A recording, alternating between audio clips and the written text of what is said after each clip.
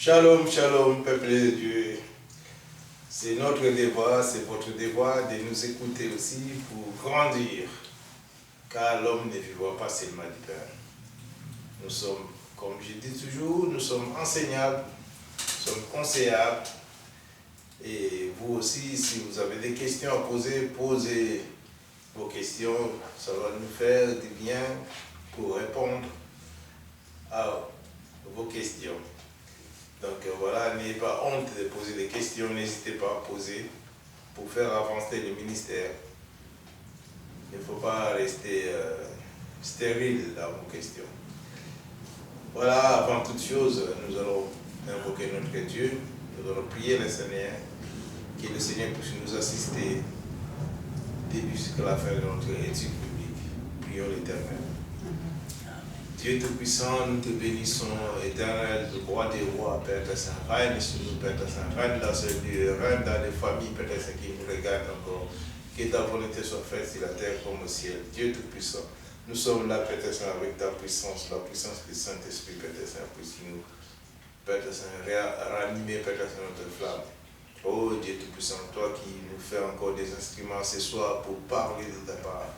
Nous te sommes prêts comme ça, Père Saint, nous sommes disponibles et que tu puisses nous utiliser pour que, Père Saint, ton règne vienne, Père Saint, arriver dans ce lieu.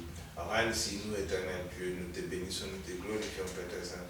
Nous voulons te laisser la première place dans ce lieu. Nous voulons te laisser la première place dans nos familles. Nous voulons te laisser la première place, Père Saint, dans notre vie quotidienne, Père Seigneur. Sois élevé, sois sanctifié, Père Saint, nous te bénissons, nous te glorifions dans les noms précieux de notre Seigneur Jésus-Christ. Amen. Amen. Éternel notre Dieu, notre Père, nous te louons, nous te rendons grâce. Nous voulons te remercier pour ces instants où nous pouvons méditer ta parole, où nous pouvons, Seigneur, être enseignés par ton Esprit, où toi-même, Seigneur, tu es au milieu de nous. Que ton Esprit règne en maître, Seigneur, que ta parole ne retourne pas à toi sans avoir fait ta volonté. Bénis, Seigneur, tous ceux qui les entendront et qu'ils puissent ainsi nourrir leur âme et que toute la gloire t'en revienne. Gloire au Père, gloire au Fils et gloire au Saint-Esprit. Amen. Amen. Ô Éternel, Tout-Puissant, merci de nous accueillir aujourd'hui pour cette étude biblique. Dirige-la sous ton saint regard, mon Dieu. Chasse tout esprit rebelle et contraire, afin que tu puisses régner en maître souverain. Oui, règne en nous, Seigneur. Et dirige-nous, Seigneur, par ton Saint-Esprit, afin que nous puissions comprendre ta parole, mais surtout cette étude que tu as préparée pour chacun de nous. Donne à chacun la sagesse, le discernement, l'intelligence, et remplis-nous de ton amour, oh mon Dieu, afin que nous puissions, Seigneur, avoir, Seigneur, la révélation de tes paroles, car ta parole est vraie, elle est une lumière sur notre sentier. Merci Seigneur, car ce soir tu vas parler à tout à chacun, afin que nous puissions, Seigneur, grandir par cette parole et vivre en toi et pour toi. Gloire te soit rendue dans le beau nom de Jésus-Christ. Amen. Amen. Voici, Amen, Amen. Mais nous voulons vous dire une seule adresse. Sur YouTube, nous sommes sur l'adresse de Christian Delso, D-E-L-S-A-U-X. Donc voilà, n'oublie pas de regarder, de partager aussi pour les autres, parce que la Bible nous conseille d'enseigner aux hommes capables de les enseigner aussi aux autres. Pour que la connaissance grandisse en nous, nous devons être unis dans cette étude biblique. Donc, bien-aimés, si vous voulez venir ici place, nous sommes sur la rue Paul Johnson, 55, à Montigny-Sissembre. Donc, code postal 6061. C'est bien Charleroi, Montigny-Sissembre. 55 rue Paul Johnson. Et bien-aimés, aujourd'hui, nous allons parler de l'imposition des mains. On n'impose pas les mains n'importe comment.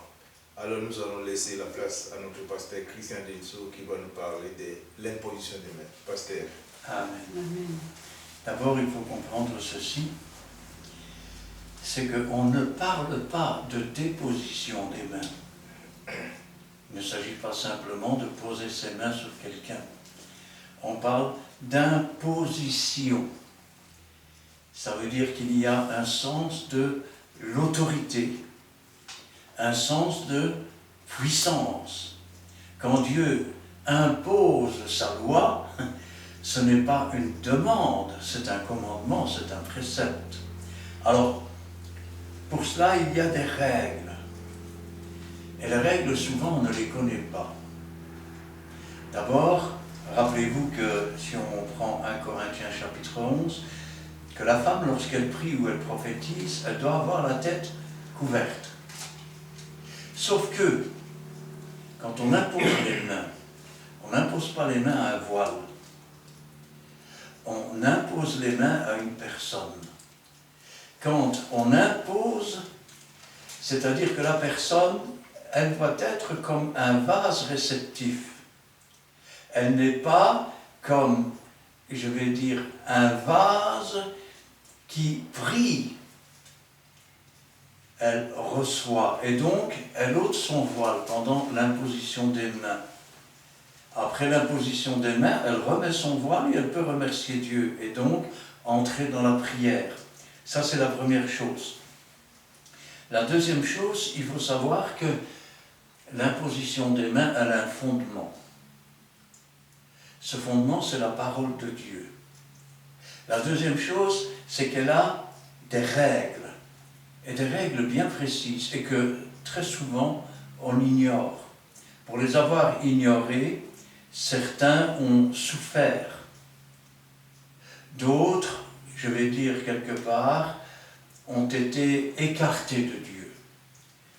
Alors, on peut commencer, si vous le voulez bien, par le livre aux Hébreux, chapitre 6, et nous lirons là les 6 premiers versets. Livre des Hébreux, chapitre 6, versets 1 à 6. C'est pourquoi, laissant les éléments de la parole de Christ, tendons à ce qui est parfait, sans poser de nouveau le fondement du renoncement aux œuvres mortes, de la foi en Dieu, de la doctrine des baptêmes, de l'imposition des mains, de la résurrection des morts et du jugement éternel. C'est ce que nous ferons si Dieu le permet. Car il est impossible que ceux qui ont été une fois éclairés, qui ont goûté le don céleste, qui ont eu part au Saint-Esprit, qui ont goûté la bonne parole de Dieu et les puissances du siècle à venir, et qui sont tombés, soient encore renouvelés et amenés à la repentance, puisqu'ils crucifient pour leur part le Fils de Dieu et l'exposent à l'ignominie. Amen. Alors, regardez ce que dit l'apôtre. Déjà, il veut parler, je vais dire, de se tourner vers ce qui est parfait. Et puis il dit, je vais le faire, si c'est possible, sans parler du fondement au renoncement des œuvres, de la foi en Dieu, de la doctrine des baptêmes, de l'imposition des mains. Ce qui veut dire que l'imposition des mains est une pratique. Mais attention, on ne parle pas ici d'attouchement, parce que dans certaines églises, on confond attouchement à caractère pervers avec imposition des mains.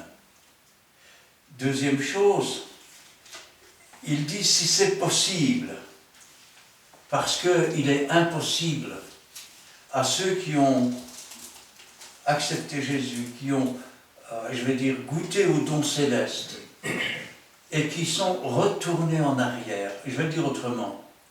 Ils ne se sont pas contentés de, je vais dire, d'attrister le Saint-Esprit, de résister au Saint-Esprit.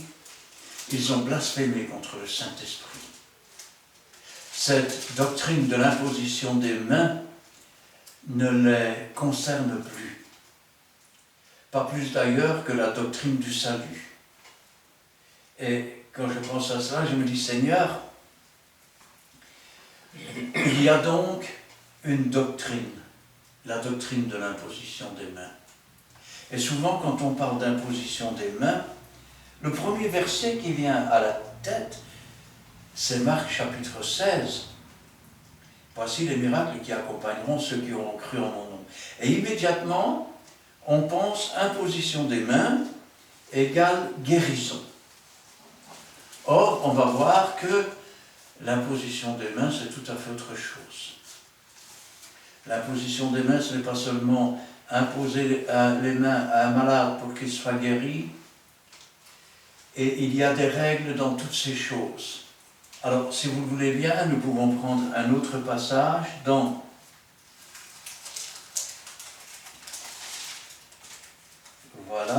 dans 1 Timothée, chapitre 5 et le verset 22. 1 Timothée, chapitre 5 et verset 22. N'impose les mains à personne avec précipitation et ne participe pas au péché d'autrui. Toi-même, conserve-toi pur. Amen. N'imposez pas les mains avec précipitation. Pourquoi? Parce que pour imposer les mains à quelqu'un, il faut déjà avoir un petit peu de discernement. Entre autres, le discernement des esprits. On n'impose pas les mains à quelqu'un qui est possédé. Ça, c'est la première chose. On ne met pas les mains dans la caverne du serpent. On risque de se faire piquer.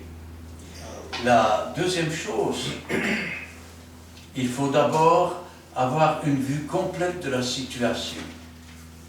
Parce que si la personne est une personne, je vais dire, qui est malade ou autre et qui demande l'imposition des mains parce qu'elle est tourmentée ou autre, à cause de son péché, il faut d'abord que cette personne passe par la repentance. Il faut ensuite qu'elle se tourne vers Dieu pleinement. Parce que si nous imposons les mains, je vais dire, à des gens qui pêchent à main levée, c'est pour ça que l'apôtre disait, si toutefois c'est possible de parler du fondement de ces choses, ou de la doctrine de l'imposition des mains. Si vous imposez les mains à quelqu'un, je vais dire, qui a blasphémé contre le Saint-Esprit, vous allez contre l'action de Dieu. Vous allez contre la volonté de Dieu. Quand on impose les mains à quelqu'un, je vais dire, qui pêche à main levée, c'est-à-dire qui pêche volontairement, en sachant qu'il pêche, et qui vous demande l'imposition des mains, vous devez avoir le courage de lui dire, commence par renoncer à ton péché. Repens-toi et change de vie. De même, la colombe ne se pose pas sur un tas de fumier. De même, nous ne pouvons pas mettre nos mains sur un tas d'épines. Il faut faire très attention à cela. Alors, on pourrait se poser des questions quant à imposer les mains à un possédé, puisque nous avons un texte, petit instant que je retrouve, voilà, je montre celui-ci pour pas, petit instant, voilà, nous avons un texte qui nous parle de Jésus, dans Luc chapitre 13, le verset 10 à 13. Luc chapitre 13, verset 10 à 13. Jésus enseignait dans une des synagogues le jour du sabbat. Et voici, il y avait là une femme possédée d'un esprit qui la rendait infirme depuis 18 ans. Elle était courbée et ne pouvait aucunement se redresser. Lorsqu'il la vit, Jésus lui adressa la parole et lui dit, « Femme, tu es délivrée de ton infirmité. » Et il lui imposa les mains. À l'instant, elle se redressa et glorifia Dieu. Amen. Amen. On pourrait se dire, mais il a imposé les mains à une femme qui était possédée d'un esprit qui la tenait courbée. C'est sans compter sur la connaissance. Pourquoi? Parce que Jésus enseignait dans une des synagogues le jour du sabbat. Alors, je vais vous dire un secret, qui n'en est pas un finalement. C'est que vous avez beaucoup de pasteurs qui aiment le cinéma. Alors, ils aiment s'opposer à des gens qui semblent être possédés avec de grands cris « Au nom de Jésus !» Alors déjà, j'ai jamais vu Jésus crier comme ça. Jésus disait « tais-toi ». Et il se taisait. Alors, deuxième chose, j'ai vu plus de démons sortir de personnes, simplement lors de la prédication de la parole de Dieu. Et déjà, il y a une grande leçon à retenir. C'est qu'avant de commencer à prêcher sur la tribune un message, il faut d'abord prier auparavant, pour que Dieu lie tout esprit méchant. Tu ne peux pas rentrer dans la maison d'un homme fort si tu ne l'as pas lié. De lier tout esprit méchant, de remplir le lieu de la puissance de son Saint-Esprit, de ne laisser aucune place pour quoi que ce soit, de chasser tout ce qui n'est pas à sa gloire. Et lorsque Jésus était en train d'enseigner, il a probablement vu l'Esprit sortir. C'est pour ça qu'il s'est approché près d'elle et qu'il lui a dit « Tu es délivrée ». Elle n'est plus enchaînée, elle est délivrée. Et ensuite seulement, il lui a imposé les mains. Mais pourquoi lui a-t-il imposé les mains? Parce que ça fait 18 ans que cette femme était courbée comme ceci. Sa tête comme ça. Au bout de 18 ans, elle ne pouvait plus se redresser physiquement. Son squelette était déformé. Il lui a imposé les mains pour obtenir la guérison de son squelette. Cette femme n'était plus possédée quand il lui a mis les mains dessus, parce que l'esprit était sorti avant. Leçon numéro 1, on n'impose pas les mains avec précipitation, il faut d'abord savoir si la personne est en règle avec Dieu. Sinon ça ne sert à rien. Au contraire, tu participes au péché.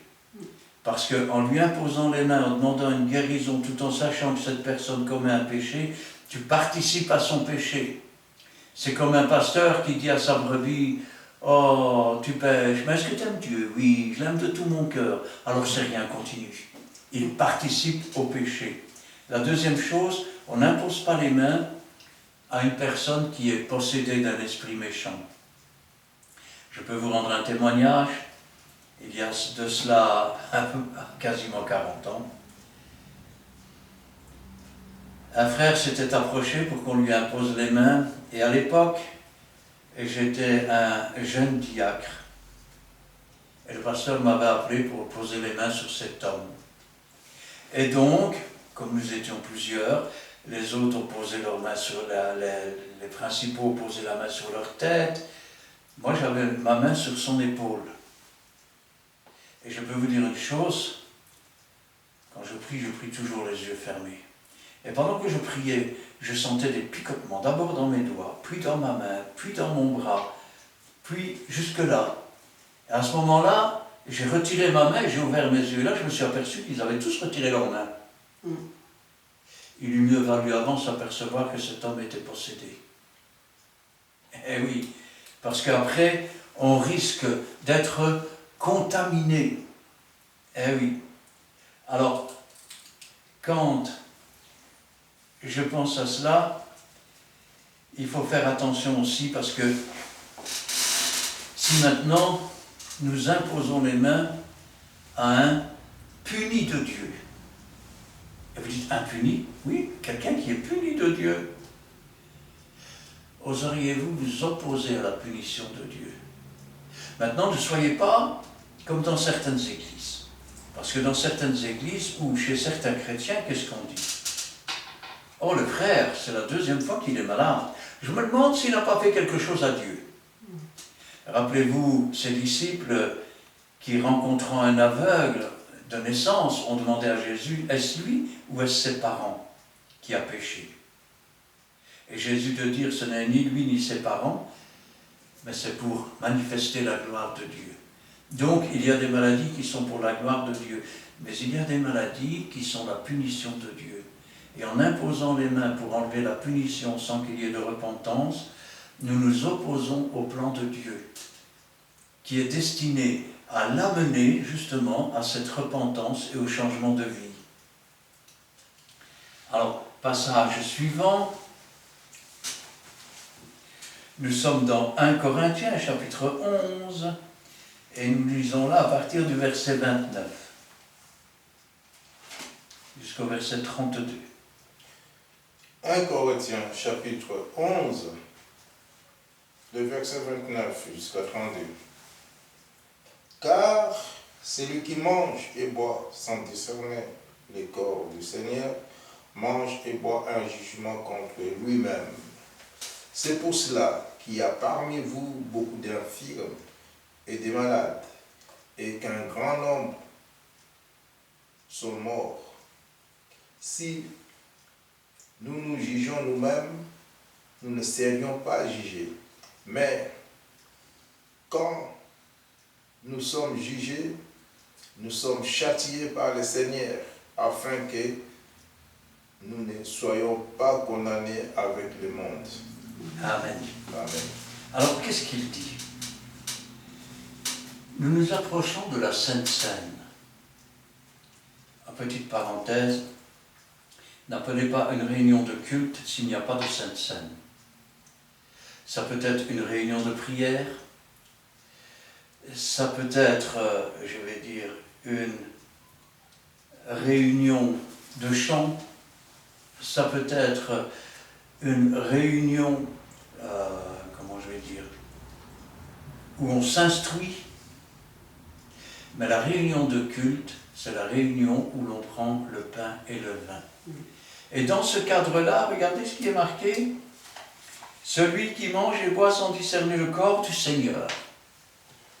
Alors, je sais que dans les églises catholiques, on prêche la transsubstantiation, donc on prétend que le morceau de pain que vous mettez dans votre bouche, il ne faut surtout pas le croquer parce qu'il devient le corps du Seigneur, mais ce n'est pas ça que ça veut dire. Jésus est la tête de l'Église, et l'Église est le corps de Christ. Si tu ne discernes pas que tu es une partie seulement de ce corps, et que ton frère qui est à côté, Jésus-Christ est mort pour lui, il a versé son sang pour lui. Il est une autre partie de ton corps, comme j'ai divers membres, et que chacun des membres marche de façon coordonnée. Quand une maison est divisée contre elle-même, elle ne peut pas subsister. Alors si tu ne discernes pas ces choses, si tu n'aimes pas ton frère comme toi-même, comment peux-tu dire que tu aimes Dieu? Tu es un menteur. Et c'est à ce moment-là que parfois Dieu sévit. C'est pour cela, dit-il aux Corinthiens, qu'il y a parmi vous beaucoup d'infirmes et de malades, et qu'un grand nombre sont morts. On ne parle pas seulement d'infirmes physiques, on ne parle pas seulement de malades physiques ou de morts physiques. On parle de gens qui ont goûté au don céleste et qui sont retournés en arrière, qui sont morts par leurs offenses. On parle de gens qui sont malades. Ils sont chrétiens, mais avec des hauts et des bas. Ils sont chrétiens, mais c'est comme si la joie n'était pas dans leur cœur, parce qu'ils résistent au Saint-Esprit, parce qu'ils créent des divisions. Et d'infirmes. Un infirme, c'est quelqu'un qui ne sait pas avancer correctement. Et quand on n'est pas correct de cette façon, et que l'on commence à juger l'un, juger l'autre, c'est alors que nous sommes jugés par le Seigneur. Et que nous sommes châtiés. On ne frappe pas les enfants des autres. Ce ne sont pas nos enfants. Si tu es un enfant de Dieu et que tu désobéis, attends-toi à être châtié par le Seigneur. Mais quand tu es châtié, déjà c'est pour ne pas être condamné avec le monde, pour que le Seigneur te ramène à la repentance. Quand le serviteur de l'Église se lève et vient imposer les mains pour enlever ce châtiment, est-il avec Dieu ou contre Dieu? Est-il un bon protestant qui proteste contre l'erreur ou proteste-t-il contre le jugement de Dieu? Et là, il faut faire attention à l'imposition des mains. Alors, d'autant que l'imposition des mains, quand on en parle, c'est toujours pour les malades, pour les malades, pour les malades. Mais l'imposition des mains ne sert pas qu'à cela.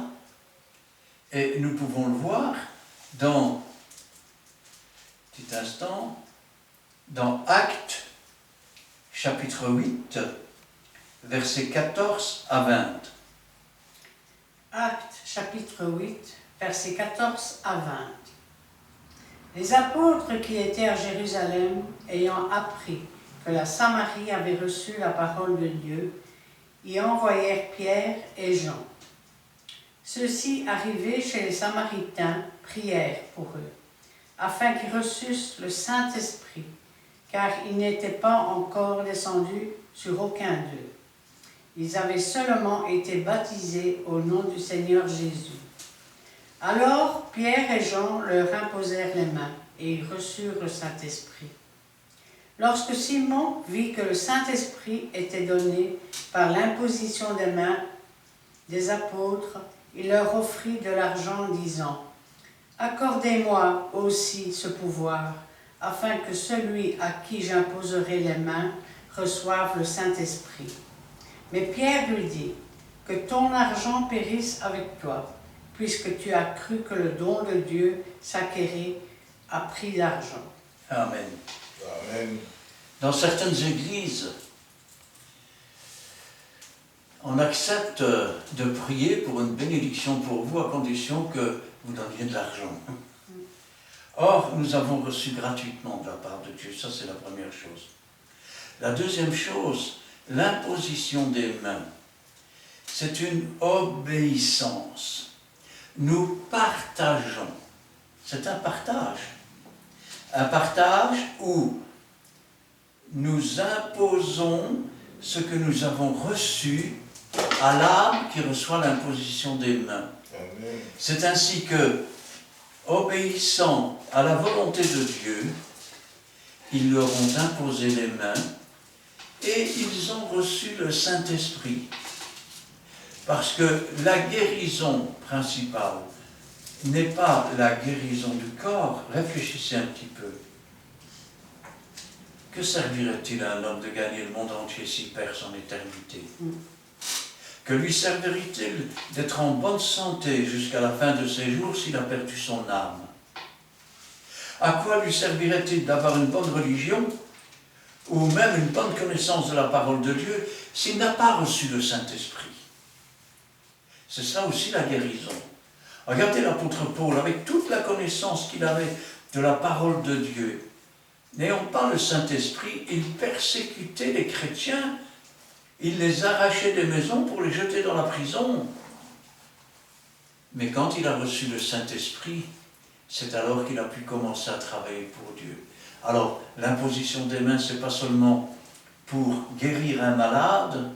La guérison du malade n'est pas seulement destinée au malade, pour que le malade puisse dire « j'ai été guéri par le Seigneur ». Non, c'est aussi pour que les autres aient la foi de ceux qui entourent. C'est-à-dire pour, je vais dire, l'augmentation de la foi de l'Église, afin qu'elle voie que le Seigneur est au milieu d'eux. Mais si maintenant, je vais dire, vous avez quelqu'un qui est infirme, mais qui est un enfant de Dieu, mais qui n'a pas reçu le Saint-Esprit, qu'est-ce qui est le plus important pour lui? Ne plus être infirme ou recevoir le Saint-Esprit? C'est pour ça d'ailleurs que l'imposition des mains sert aussi pour la réception du Saint-Esprit. Et c'est aussi pour ça qu'on parle d'imposition des mains et pas dépôt des mains. C'est-à-dire que l'on arrive avec l'autorité de Dieu, avec l'autorité de Christ, et nous déposons ce que Christ a déposé pour eux. Si c'est la guérison d'un malade, c'est le colis que Dieu a pour eux. Si c'est la réception du Saint-Esprit, ou même parfois d'un don du Saint-Esprit, c'est le colis que nous déposons par les mains, parce que les mains sont l'image de l'action, de l'œuvre.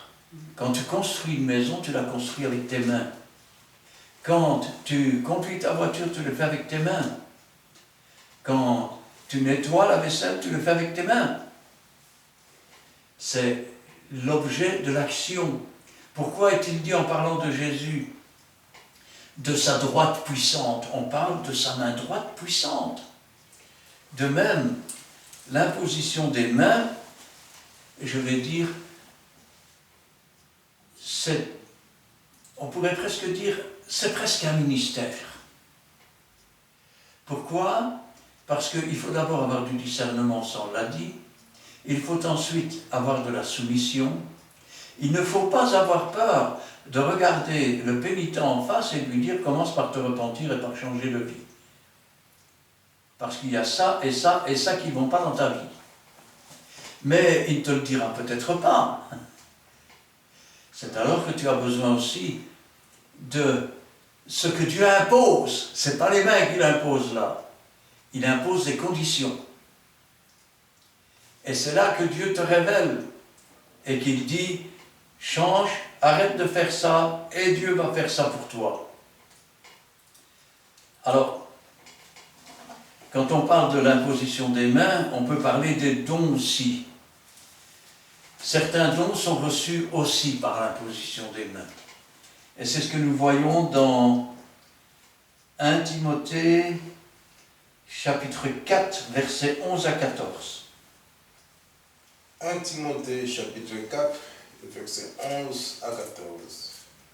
Déclare ces choses et enseigne-les, que personne ne méprise ta jeunesse, mais sois un modèle pour les fidèles, en parole, en conduite, en charité, en foi, en pureté, jusqu'à ce que je revienne. Applique-toi à la lecture, à l'exhortation, à l'enseignement. Ne néglige pas les dons qui est en toi et qui t'a été donné par prophétie avec l'imposition des mains de l'assemblée des anciens. Amen. Déclare ces choses. Alors ça, je vous invite à lire le chapitre 4. Que personne ne méprise ta jeunesse. D'accord? Mais il y a des conditions pour pouvoir opérer avec la puissance de Dieu, selon la volonté de Dieu et avec la bénédiction de Dieu. Sois un modèle pour les fidèles. En parole. En conduite, parce que le dire c'est bien, mais le faire c'est mieux. Amen. En amour, en charité. En foi, en confiance en Dieu. En pureté. Parce qu'aujourd'hui, dans beaucoup d'églises, nous péchons tous d'une façon ou d'une autre. N'avez-vous jamais lu que celui qui marche selon l'esprit ne pêche point? Le seul péché que vous devriez avoir, c'est le péché d'ignorance. Et quand Dieu vous en montre un, vous devez vous sanctifier. Le purgatoire qu'on appelle ça, c'est ici et maintenant. Jusqu'à ce que je vienne, applique-toi à la lecture. Comment peut-on enseigner si on ne lit rien? Combien de, excusez-moi de devoir le dire, mais combien de faux docteurs, de faux pasteurs, de faux prophètes ont entendu une vache braire et répètent ce qu'ils ont entendu, sans même avoir vérifié, comme les chrétiens de Béret, si ce qu'on leur enseignait était conforme avec la parole de Dieu. Alors, applique-toi à la lecture, à l'exhortation. Je t'exhorte, je t'encourage à faire ceci, ou à ne pas faire cela. Amen. À l'enseignement. L'enseignement est... Applique-toi à leur apprendre ce que c'est que la parole de Dieu, ce que c'est que la connaissance. Parce que mon peuple se meurt, manque de connaissance, et souvent on arrête là, et le peuple se sent humilié. Mais il ajoute, parce que tu as rejeté la connaissance, je te rejetterai de mon sacerdoce. Beaucoup aujourd'hui ont été rejetés du sacerdoce, parce qu'ils ont rejeté la connaissance de la parole de Dieu. Et ils enseignent des bêtises. Ce sont des aveugles qui conduisent des aveugles et qui tombent dans un trou. Ne néglige pas le don qui est en toi, ne l'enterre pas. Ranime l'esprit qui est en toi, ranime le don que tu as reçu, afin que celui-ci, je vais dire, soit rempli de la puissance, de la volonté et empreinte de l'empreinte de même de Dieu, afin que l'action de Dieu puisse se produire, que ce ne soit pas des vains mots. Je me souviens d'une histoire qui m'avait été racontée par un ancien, et il m'avait dit, il y a une sœur qui est morte dans l'église, et le pasteur a demandé que l'on prie pour sa résurrection. Pendant 3 jours, ils ont jeûné, ils ont prié. Ensuite, ils ont enterré la sœur. Et le dimanche matin, le pasteur est monté sur la tribune, et vous savez ce qu'il a dit? Si la sœur n'est pas ressuscitée, c'est votre faute, vous avez manqué de foi. Il prenait ses désirs pour des réalités. Je vais le dire autrement. Parce que le péché était en lui, la chair s'exprimait. Car si c'eût été la volonté de Dieu, il lui suffisait de lui dire « Talita Koumi », jeune fille, je te le dis, lève-toi. Ou même une fois dans la tombe, je te le dis, sors, et le mort serait sorti. Mais voilà, combien y a-t-il de grimaces dans beaucoup d'églises? Pourquoi? Parce que le cœur n'est pas sanctifié, parce que la connaissance n'est pas là. On impose les mains et il n'y a même pas le Saint-Esprit. Et parfois, je vais dire, on impose les mains comme parfois certains médecins trouvent des malades imaginaires. Alors on leur donne des cachets de médicaments imaginaires et alors ils proclament qu'ils vont mieux.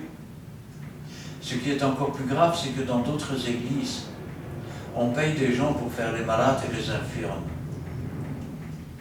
Et on vous dit après que c'est pour augmenter la foi de ceux qui sont là. Mais c'est du mensonge, et le père du mensonge, c'est le diable. Alors, ne néglige pas le don qui est en toi, ne le néglige pas, ne le mets pas de côté. Sers-toi-en, fais valoir, qui t'a été donné, d'abord par prophétie. Les prophètes ont parlé du don qu'ils devaient recevoir. Et ensuite, les anciens se sont approchés et ont imposé les mains pour qu'ils reçoivent ce don. Eh oui. Et par l'imposition des mains de l'assemblée des anciens, comme je vous le disais tout à l'heure, là tous les anciens s'approchent et suivant le rang qu'ils occupent, les principaux mettent la main sur la tête, les autres sur les épaules par exemple, mais à condition que ce soit selon la volonté de Dieu. À condition, je vais dire, que le prophète soit soumis à l'esprit du prophète. À condition que celui qui impose les mains soit soumis à ceux qui imposent les mains. Parce que celui qui impose réellement les mains, ce n'est pas le pasteur, ce n'est pas l'ancien, c'est Jésus-Christ qui impose les mains. Amen. Amen. Et c'est lui qui guérit. Amen. Alors, on ne peut pas enterrer le don. Nous pouvons regarder dans 1 Timothée, chapitre 1. 2 Timothée. 2 Timothée, pardon. 2 Timothée, chapitre 1, versets 6 et 7. 2 Timothée, chapitre 1, versets 6 à 7. C'est pourquoi je t'exhorte à ranimer le don de Dieu que tu as reçu par l'imposition de mes mains, car ce n'est pas un esprit de timidité que Dieu nous a donné, mais un esprit de force, d'amour et de sagesse. Amen. C'est pourquoi je t'encourage, je t'exhorte à ranimer. Il arrive parfois que il y a de l'apostasie qui règne. C'est-à-dire un abandon, on peut dire une négligence. Et comme il y a la négligence, et comme on pourrait même dire qu'il y a une forme de paresse quelque part, eh bien, petit à petit, cette ferveur, ce feu qui est allumé, eh bien, il a tendance à devenir aluminium qui fume. Et l'apôtre dit, ranime le don que tu as reçu, un don de Dieu, que tu as reçu par l'imposition de mes mains, dira l'apôtre Paul à Timothée, par l'imposition de mes mains. Ainsi donc, les mains de Paul se sont posées sur lui, mais les mains de Dieu étaient là, et il a reçu de Dieu. Et peut-être avait-il quelque part négligé cela, peut-être s'était-il un peu endormi spirituellement, car ce n'est pas un esprit de timidité. Alors, quand on reçoit le don, je vais dire, de prophétie, par exemple, ce n'est pas, je pense que peut-être le Seigneur va... Ce n'est pas un esprit de timidité, c'est une puissance. Ainsi parle le Seigneur. Mais attention, parce que si c'est toi qui parles et que le Seigneur n'a pas parlé, tu es dans de drôles de drames. Même chose, quand tu te lèves pour imposer les mains et que Dieu ne te l'a pas demandé, ou que toi-même tu n'es pas en ordre avec Dieu, commence d'abord par te sanctifier, commence d'abord par te mettre en ordre avec Dieu. Parce que sinon tu vas avoir des comptes à rendre. Parce que chaque fois que le diable a une porte ouverte dans ton cœur, il essaye toujours de te détourner pour que tu commettes des actes sacrilèges. Nous en avons l'exemple dans la Bible avec Nahab et Abihu, qui avaient laissé une porte ouverte au diable, et le diable les a poussés à aller chercher un feu étranger pour offrir le parfum sur l'autel. La colère de Dieu s'est manifestée. Rappelez-vous ce qui est marqué dans 1 Corinthiens. C'est pour ça qu'il y a parmi vous un grand nombre de malades, que certains sont infirmes et d'autres sont morts. Que Dieu a donné, mais un esprit de force, un esprit d'amour. Quand on impose les mains à quelqu'un parce qu'il est malade, parce qu'il est souffrant, cet esprit de force donne la puissance pour le faire. Mais cet esprit d'amour, c'est un esprit de compassion. C'est-à-dire que l'on prend part à la douleur de l'autre, à la souffrance de l'autre. On ressent la douleur de l'autre. Parfois même, les larmes commencent à couler de nos yeux. Et quand tu imposes les mains, c'est comme si Dieu voulait faire de toi un instrument. Le Saint-Esprit étant, je vais dire, à l'intérieur de toi comme dans son temple, lorsque tu reçois et que tu as cette compassion dans la souffrance, dans la douleur qu'il ressent, le Saint-Esprit le reçoit. Et donc, le Saint-Esprit, à ce moment-là, se met à bouillonner et il agit, selon l'ordre de Dieu. Et alors seulement vient la guérison. Mais il y a aussi une condition. Car il est impossible d'être agréable à Dieu sans la foi, sans la confiance. C'est-à-dire que quand l'imposition des mains est donnée, celui qui donne l'imposition des mains doit avoir cet esprit de force, cet esprit d'amour, c'est-à-dire de compassion. Mais il faut que celui qui le reçoive ait aussi la foi. Rappelez-vous l'apôtre Paul, voyant qu'il avait la foi pour être guéri, il ne lui impose pas les mains. Ce n'est pas toujours par l'imposition des mains. Il lui dit, lève-toi et marche. Et le malade s'est levé et a marché. Et de sagesse, l'esprit de sagesse, livre des Proverbes. La sagesse a bâti sa maison. Jésus a dit à Pierre, sur cette pierre, je bâtirai mon église. Elle a taillé ses 7 colonnes, Jean aux 7 églises. Ainsi donc, d'amour et de sagesse. Pas d'amour et de frivolité.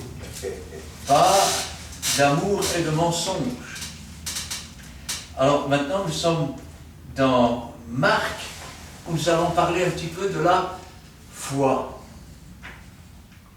Marc chapitre 16, versets 17 à 18. Marc chapitre 16, versets 17 à 18.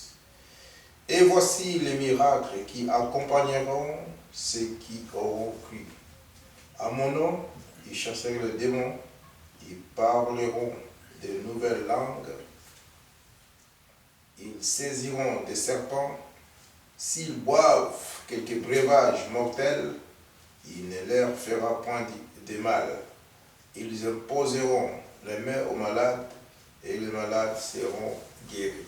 Amen. Alors, imposer les mains, c'est aussi une question de foi. C'est aussi une question de confiance. Parce que tout est possible à celui qui croit. Ne t'ai-je pas dit que si tu crois, tu le verras s'accomplir. Mais si tu n'as déjà pas confiance, ça veut dire qu'il y a du doute. Et le doute, qui c'est qui le met? Dieu a-t-il réellement dit cela? Si tu es le Fils de Dieu, fais ceci, fais ceci, fais cela. Tu crois vraiment que ça va marcher? Quelle est la voix que tu écoutes? La voix de Dieu ou la voix de ton ennemi? Alors, pour celui qui a la foi, nous pouvons dire que quand il imposera les mains aux malades, ce sera avec du discernement, ce sera avec la puissance du Saint-Esprit, ce sera avec la compassion de Dieu dans son cœur, dans son âme. Et ce sera aussi, je vais dire, avec une confiance totale en Dieu. Sachant que ce n'est pas lui qui vit, mais que c'est Dieu qui vit. Maintenant, on a vu que la parole, et notamment lorsque Paul guérissait, lorsque Dieu guérit, suivant la parole qu'il a donnée à Paul, cet homme qui était là et qu'on mettait devant le temple, quand voyant qu'il avait la foi pour être guéri, il lui dit « Lève-toi » et il se leva. Nous voyons aussi que par l'imposition des mains, on peut guérir les malades, mais on peut aussi promulguer ou partager les dons. Maintenant, on va voir que la guérison ne s'obtient pas seulement par l'imposition des mains, mais aussi quand il y a du péché. J'ai dit tout à l'heure qu'il ne faut pas imposer les mains à un pécheur, à quelqu'un qui pêche à main levée. Maintenant, si quelqu'un a péché, il le sait quand même, non? Et si maintenant il en est puni, il va donc demander quelque chose. Et c'est ce que nous allons voir dans Jacques, chapitre 5, versets 14 et 15. Jacques, chapitre 5, versets 14 à 15. Quelqu'un parmi vous est-il malade, qu'il appelle les anciens de l'Église, et que les anciens prient pour lui, en loignant d'huile au nom du Seigneur. La prière de la foi sauvera le malade, et le Seigneur le relèvera. Et s'il a commis des péchés, il lui sera pardonné. Amen. Voilà, il y a un malade. Est-ce qu'il demande l'imposition des mains? Non. Pourquoi? Parce qu'il sait peut-être qu'il a commis quelques péchés, il se repent et il va appeler les anciens. Et quand les anciens vont venir, comme eux aussi ils ont l'Esprit de Dieu, ils vont lui dire, oui mais écoute, ici on ne peut pas t'imposer les mains parce que tu sais ce que tu fais. Et ils vont lui dire de se repentir. Et qu'est-ce qu'ils vont faire? Ils vont prier pour lui en loignant d'huile. C'est-à-dire qu'ils vont prendre de l'huile d'onction, ils vont le verser sur sa tête, tout en priant pour lui. La prière de la foi sauvera le malade. Est-ce la prière des anciens? Non.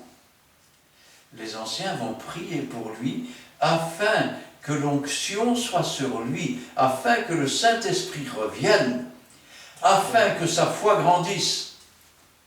Et sa foi étant grandie, la prière de la foi, la prière du malade.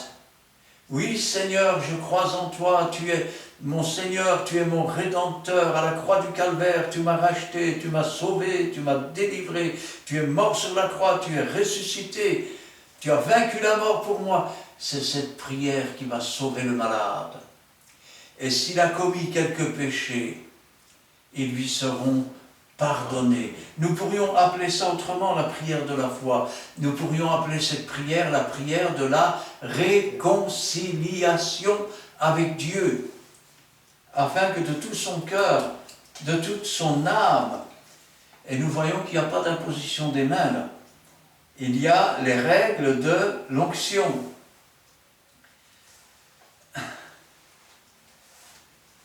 Maintenant, je vais dire, il y a d'autres façons aussi de guérir les malades, parce que l'imposition des mains ne sert pas qu'à guérir les malades, on l'a vu. Tenez, ne prenait-on pas les linges des apôtres pour les poser sur les malades? Nous pouvons prendre Acte 19, versets 1 à 5, à 7, pardon. Acte 19, versets 1 à 7. Acte 19, versets 1 à 7. Pendant qu'Apollo était à Corinthe, Paul, après avoir parcouru les hautes provinces des Asies, arriva à Éphèse et a rencontré quelques disciples, il leur dit, n'avez-vous pas reçu le Saint-Esprit quand vous avez cru? Il leur répondit, nous n'avons pas même entendu dire qu'il y a eu un Saint-Esprit. Il dit, de quel baptême avez-vous donc été baptisés? Et ils leur répondirent, du baptême de Jean. Alors Paul dit, Jean baptisé du baptême de repentance, disant au peuple de croire à celui qui venait après lui, c'est-à-dire en Jésus-Christ. Et si ces paroles, ils furent baptisés au nom du Seigneur Jésus-Christ. Alors Paul leur eut imposé les mains, le Saint-Esprit vint sur eux et ils parlaient en langue et prophétisaient. Ils étaient en tous environ 12 hommes. Les voilà arrivés. Et une nouvelle fois, on voit que ils sont baptisés au nom de Jésus, et puis Paul leur impose les mains. Et alors ils reçoivent le Saint-Esprit, se mettent à parler en langue et à prophétiser. Vous remarquez que tous ne parlent pas en langue, tous d'ailleurs ne sont pas docteurs, tous ne sont pas prophètes, tous ne sont pas évangélistes. Certains prophétisent. Et un jour, j'ai dit ça à un pentecôtiste, il m'a dit, oui, mais alors il prophétisait en langue. Je suis désolé, mais quand tu prophétises pas en langue. Sinon, personne ne comprend ce que tu dis. Ou alors tu prophétises en d'autres langues, mais ça c'est autre chose. Nous voyons que Paul leur a imposé les mains et qu'ils ont reçu le Saint-Esprit. Nous voyons que dans la Bible, le plus souvent, je dirais, les guérisons par l'imposition des mains, on en trouve plus venant de Jésus lui-même que de venant des apôtres. Parce que souvent les apôtres, quand ils imposaient les mains, c'était pour un don, c'était pour un ministère, c'était pour le Saint-Esprit, et rarement pour une guérison. Souvent la guérison venait par la parole. Pourquoi? Parce que sans elle, rien n'a été fait, et rien ne peut être fait, mais tout est fait par elle. Versets 10 à 12. Versets 10 à 12. C'est là, durant 12 ans, de sorte que ceux qui habitaient l'Asie, juifs et grecs, entendirent la parole du Seigneur. Et Dieu faisait des miracles extraordinaires par les mains de Paul, au point qu'on appliquait sur le malade des linges ou des mouchoirs qui avaient touché le corps, et les maladies quittaient et l'esprit malin sortait. Amen. Pendant 2 ans, ils vont rester là. Il va se faire des prodiges et des miracles. Pourquoi se fait-il des prodiges et des miracles pendant ces 2 années, alors que dans certaines églises, il n'y a ni prodige, ni miracle, ni quoi que ce soit? Parce que Dieu confirme sa parole par des prodiges, par des miracles. Là où sa parole n'est pas enseignée, là où sa parole n'est pas respectée, que peut-il bien, je vais dire, confirmer? Peut-on confirmer une doctrine tronquée, dont on tord le sens? On ne peut pas. Et même si à ce moment-là, il y a des miracles, en regardant d'un peu plus près, on peut parler de miracles mensongers, alors que par eux se faisaient des prodiges et des miracles. Et regardez, on prenait les mouchoirs et les linges des apôtres, et on les posait sur les malades. Et les malades étaient guéris, et les esprits méchants les quittaient.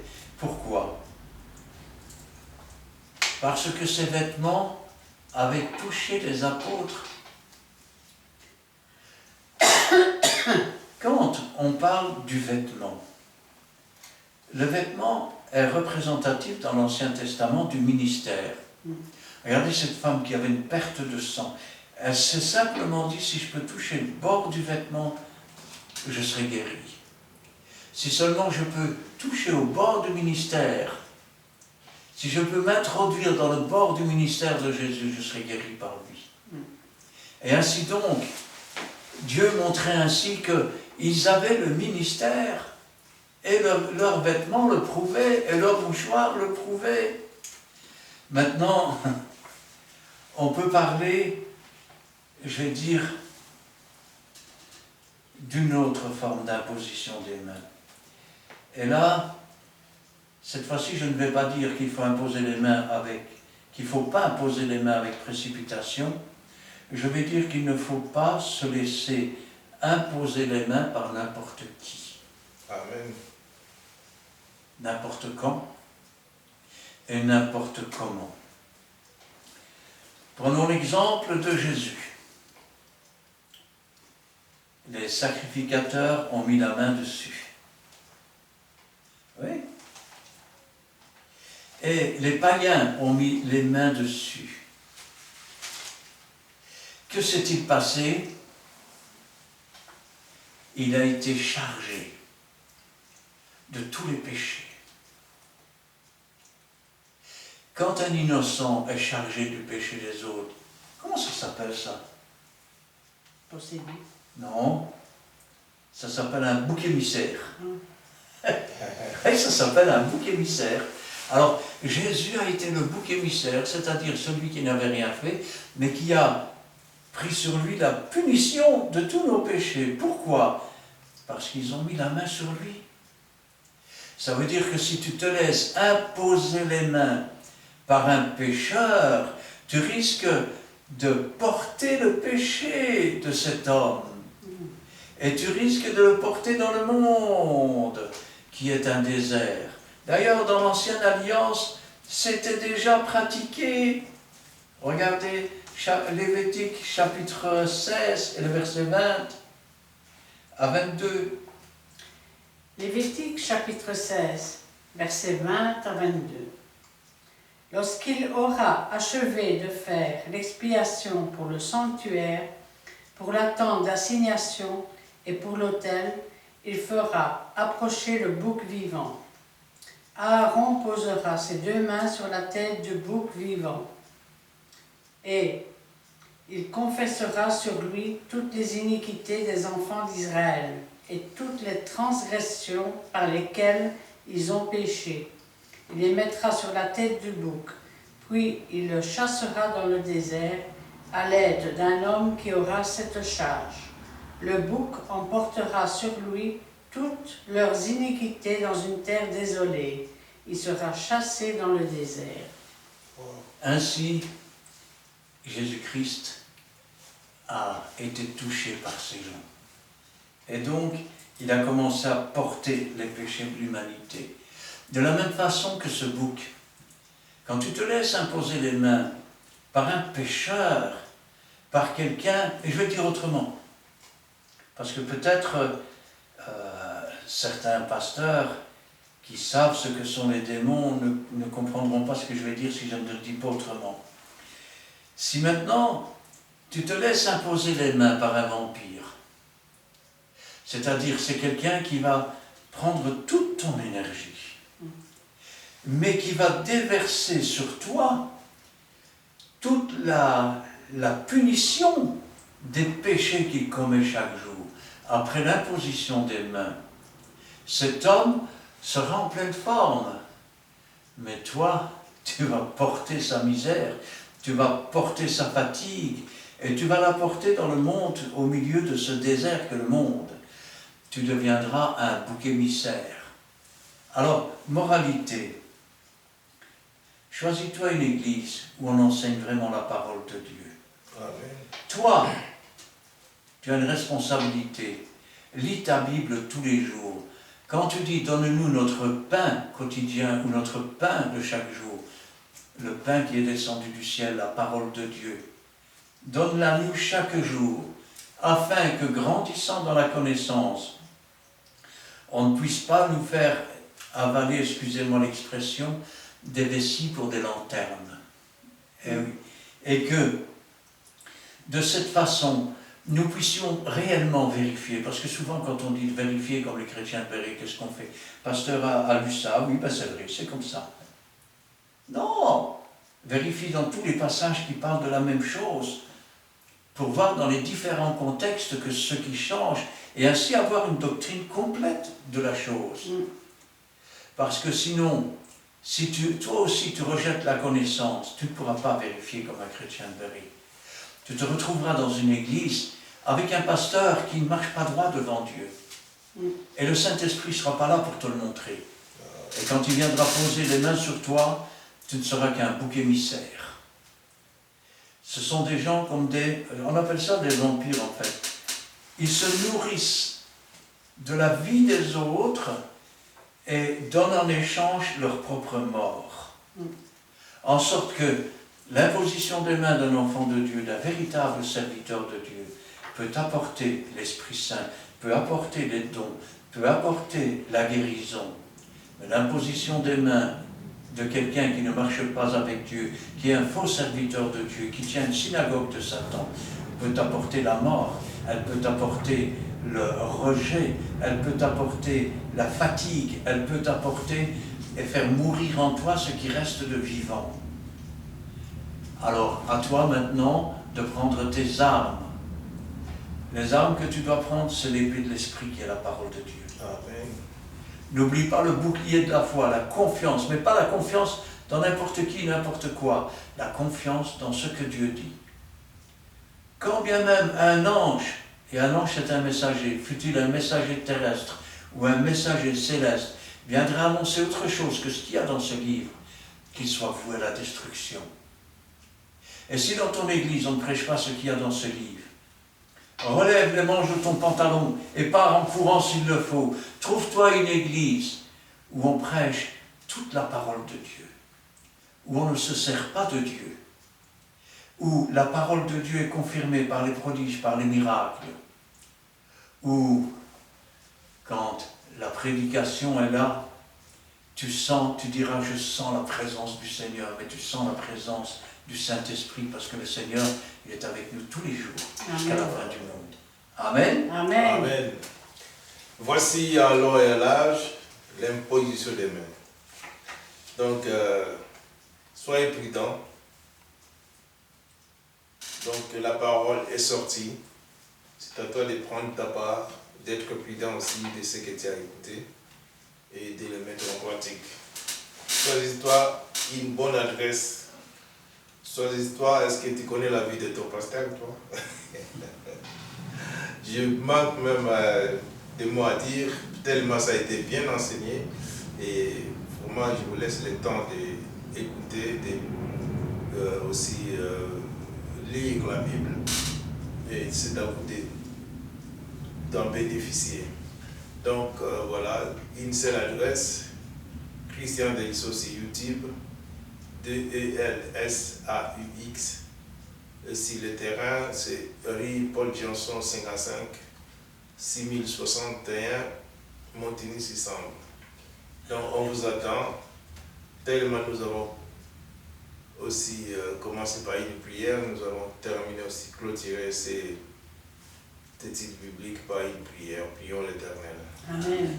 Nous bénissons, Père Saint, nous te glorifions, nous te sanctifions parce que la grâce qui nous a été donnée, Père Saint, d'avoir, Père Saint, aussi ce ministère, d'écouter aussi, Père Saint, et diffuser, surtout de transmettre un savoir. Oh, Père Saint, une connaissance, Père Seigneur, pour que, Père Seigneur, ton peuple puisse être sauvé. Nous bénéficions, Père Seigneur, cet amour, Père Seigneur, parce que tu nous as donné un esprit de force, d'amour, Père Seigneur. Et Père Saint, nous voulons, Père Saint, que cet amour soit répandu par la parole que nous diffusons. Bénis tout et chacun, Père Saint, la personne, bénis chaque part de famille, Père Saint, représentée par la personne, Père Saint, qui va regarder cette vidéo. Nous sanctifions ton Seigneur, Père Saint, que la grâce coule, Père Saint, surabonde leur famille, Père Seigneur, à travers cette vidéo. C'est pour cela que nous manquerons pas, Père Saint, témoigner dans les jours à venir que tu es le Dieu Tout-Puissant, tu es notre Seigneur, Père Seigneur. Tu fais, Père Saint, des choses comme tu veux, pas comme tu peux, mais comme tu veux quelque chose, tu le fais. Parce que nous avons des instructions à suivre, Père, de ta part. Nous voulons obéir à ta parole. Nous voulons enseigner ta parole, Père Saint. C'est notre devoir, Père Saint. Oh Dieu Tout-Puissant, nous voulons que tu puisses bénir encore notre chemin de retour. C'est pour cela, Père Saint, bénis aussi chaque famille, Père Seigneur, qui nous regarde à travers les réseaux sociaux. Nous te sanctifions parce que ta main n'est pas courte pour toucher là où cette vidéo, ces messages seront, Père Saint, atterris dans des maisons, Père Seigneur. Nous bénissons, Père Saint, des maisons, nous bénissons des pays qui vont regarder cette vidéo. Gloire au Père, gloire au Fils et gloire au Saint-Esprit. Amen. Amen. Éternel notre Dieu, notre Père, nous te louons, nous te rendons grâce. Béni sois-tu, Seigneur. Que ta parole, Seigneur, ne retourne pas à toi sans avoir fait ta volonté. De même que notre bouche s'ouvre, c'est toi qui la remplis. Que nos mains puissent s'étendre, Seigneur, et que tes mains, Seigneur, se posent sur les nôtres. Que ta puissance se manifeste ainsi, et que ta parole, Seigneur, soit confirmée par les prodiges, par les miracles, par les guérisons, par le don du Saint-Esprit, par les dons, par tout ce que tu as promis dans ta Bible, Seigneur. Parce que toi, tu es le même hier, aujourd'hui, éternellement. C'est toi qui ouvres les yeux, c'est toi qui ouvres l'intelligence, c'est toi qui donnes le vouloir et le pouvoir.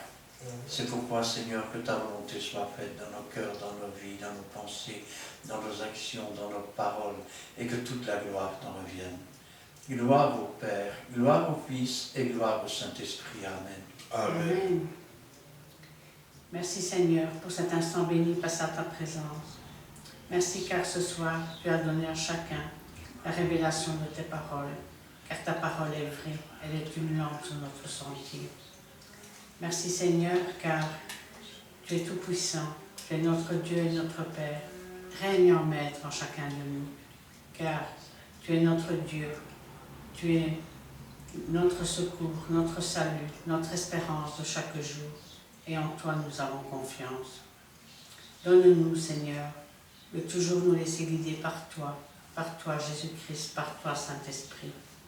Et merci Seigneur, merci Saint-Esprit, merci Jésus, car tu as donné à chacun le discernement, la sagesse et l'amour, afin de comprendre cette étude biblique sur l'imposition des mains.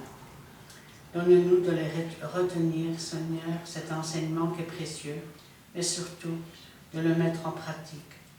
Apprends-nous, Seigneur, à être prudents, à ne pas regarder à gauche ni à droite, mais à regarder à toi seul, car le secours vient de toi. Apprends-nous aussi, Seigneur, à nous humilier davantage, à nous sanctifier, car tu ne nous as pas donné, Saint-Esprit, un dos de timidité, mais tu as donné un esprit de force, de sagesse et d'amour, afin de mettre en pratique les dons que tu as préparés pour chacun de nous. Merci, Seigneur, car ce soir, tu vas intervenir pour chacun de nous, mais interviens aussi pour tous ceux qui sont fidèles à cette étude biblique, qui la regardent, qui l'écoutent et qui veulent mettre en pratique ta parole. Vous qui êtes fidèles, n'hésitez pas à demander le discernement, la sagesse, l'amour, afin de mettre en pratique la parole, afin de grandir à travers cette parole, mais aussi à demander les meilleurs dons que le Saint-Esprit a préparés pour vous, afin d'être dans la vérité et de mettre en pratique ces dons au nom de Jésus-Christ. Restez fidèles et suivez la parole de Dieu, qui est le chemin, la vérité et la vie. Soyez tous bénis dans le nom puissant de Jésus-Christ, notre Sauveur. Amen. Amen. Voici, vaut mieux la fin d'une chose que ce commencement. Nous sommes quasiment à la fin de cette étude biblique. Donc, quant à nous, aujourd'hui, on vous dit bye bye. Au revoir.